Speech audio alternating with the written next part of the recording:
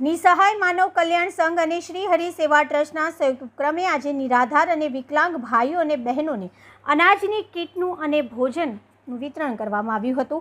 પવિત્ર શ્રાવણ માસ દરમિયાન નિરાધાર, વિધવા અને દિવ્યાંગ લોકોને આજે નિસહાય માનવ કલ્યાણ સંઘ અને શ્રી હરિ સેવા ટ્રસ્ટના સંયુક્ત ઉપક્રમે આજે રાવપુરા ખાતે આવેલા ચામુંડા ડાઇનિંગ હોલ ખાતે 50થી વધુ લોકોને અનાજની કીટનું વિતરણ કરવામાં આવ્યું હતું. સાથે 90થી વધુ લોકોને સ્વસ્તિક ભોજન કરાવવામાં આવ્યું હતું, જેમાં નિરાધાર, વિકલાંગ અને વિધવા ભાઈઓ બહેનોએ ભોજનનો આનંદ માણ્યો હતો.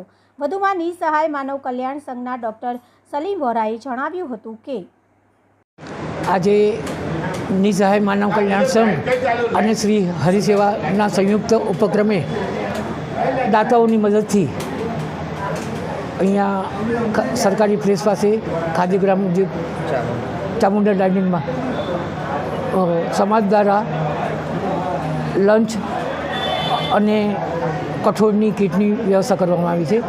શ્રાવણ મહિના નિમિત્તે સમાજ જે અમને ઉપયોગી મદદ કરે છે એટલે સમાજનો આભાર માનીએ છીએ અને ખાસ કરીને આ પ્રેસ મિત્રોનો આભાર માનીએ છીએ.